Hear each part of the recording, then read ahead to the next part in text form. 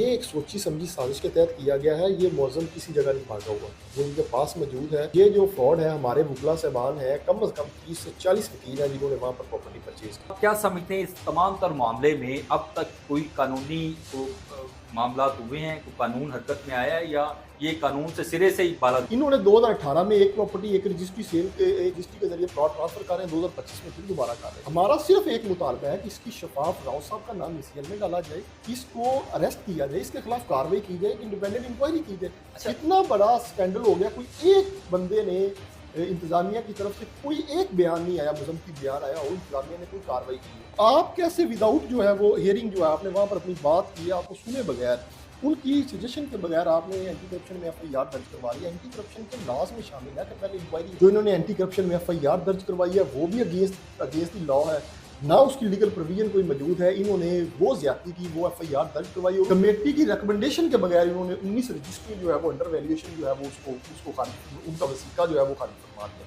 इससे बड़ी इनकी बदनीति क्या होगी? तासरीन में वकला बरादरी भी है, तो सर सिविल सोसाइटी भी इस वक्त सेक्रेटरी दीपालपुर बार जो कैबिनेट है आपकी सदर सेक्रेटरी और तमाम तर वकला की जानिब देख रहे हैं, उनके हवाले से भी कोई इकदाम करेंगे या सिर्फ आप वकला को? हम जब तक उसको इंसाफ नहीं मिलेगा हम इंशाल्लाह एहतियात भी करेंगे और इनके खिलाफ कार्रवाई भी करेंगे। हमारा प्लेटफॉर्म तमाम लोगों के लिए हाजिर है। कोई मुतासरा शख्स अगर अपना बयान रिकॉर्ड करवाना चाहता है या मालिकान अपना बयान देना चाहते हैं तो हम आपके लिए हाजिर हैं।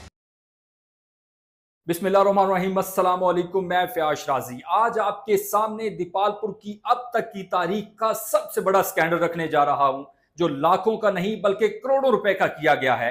और आज के दौर में हर फर्द की ख्वाहिश होती कि उसकी अपनी छत हो, अपना घर हो। आप लोगों ने देखा है कि अल जन्नत सिटी के नाम से एक सोसाइटी में बड़ा घपला किया गया, जिसमें करोड़ों रुपए का घपला किया गया और मालकान मुबैना तौर पर सिरे से गायब हैं, जिसमें मुख्तलिफ बाज ने अपने जो नोटिफिकेशंस जारी किए मुजम्मती तौर पे और उनके जो मालिकान हैं उनके खिलाफ कार्रवाई की जाए। मेरे साथ अदील सादिक एडवोकेट साहब मौजूद हैं जो कि सेक्रेटरी हैं दीपालपुर बार एसोसिएशन के, और दीपालपुर बार एसोसिएशन की जानिब से भी एक मुजम्मती नोटिफिकेशन जारी किया गया कि मुतलका इदारे इस सारे मामले को देखें और मजलूम जो लोग हैं, मुतासरीन हैं, उनको फिल फौर इंसाफ दें।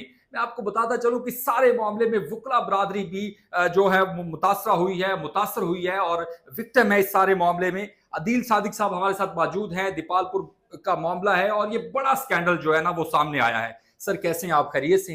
जी बिस्मिल्लाहिर्रहमानिर्रहीम। अच्छा अदील साहब, मैं आपसे पूछना चाहूंगा पहले तो फर्स्ट ऑफ ऑल आपका शुक्रिया, आपने अपना टाइम दिया। आप चूंकि इस मामले को देख रहे हैं, आपने नोटिफिकेशन भी सर जारी किया है, तो सर बताएं मामला क्या है, वजह क्या हुई है? सारे इदारे क्या गायब हुए हैं? तमाम तर चीज़ों का उनको नहीं पता सर? बड़ी मेहरबानी शाह साहब आपकी, आपने हमें बात करने का मौका दिया। असल इसमें इशू ये है कि ये जो जुडिशल कम्प्लेक्स बना है, इससे कोई 3-4 एकड़ के फासले पर ये जन्नत सिटी नाम की ना एक हाउसिंग सोसाइटी इन्होंने बनाई। ये जब पहले बनी तो पहले भी इन्होंने फ्रॉड किया, तो ये डेवलपर उस वक्त कोई और थे, उस वक्त भी लोगों के साथ फ्रॉड हुआ और ये बंद होगी। उसके बाद दोबारा जो है इन्होंने स्टार्ट की, जो अब राव तहसीन साहब इसको जो थ्रू लुक आफ्टर कर रहे हैं। जो है वो कर रहे थे, क्योंकि ये ज़मीन के मालिक भी खुद थे और डेवलपर भी ये खुद ही थे। तो ये जब जुडिशल कम्प्लेक्स की वहाँ पर बिल्डिंग बनी, रुझान वकला का सबसे ज़्यादा वहाँ पर हुआ। इन्होंने उस वक्त इंस्टॉलमेंट के ऊपर लोगों को ये प्लॉट दे रहे थे।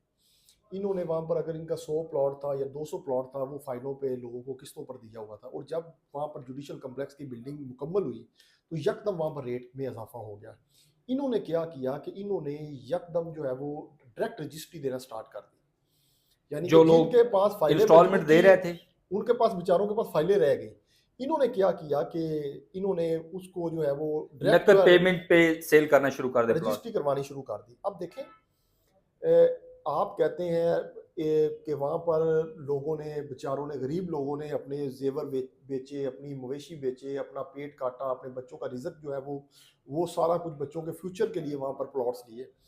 अगर आपका वहाँ पर इनहेंस हुआ था, आप उनको नोटिस करते, उनको किसी तरीके से मुतमिन करते और उनसे ज़्यादा पैसे चार्ज कर लेते, ये तो एक तरीकाकार था। आपने सबसे बड़ी ज्यादती ये की कि आपने डायरेक्ट जो है वो रजिस्ट्री करवाना स्टार्ट कर दी। जिस वक्त मालिक रजिस्ट्री करवाता है तो सबसे पहले वो फाइल वापस मांगता है, जो फाइल जिस इनके पास, प्रॉपर्टी डेवलपर्स के पास है। डेवलपर के पास होती है। फाइल बेसिकली होती है जिसने प्रॉपर्टी परचेज की होती है। जब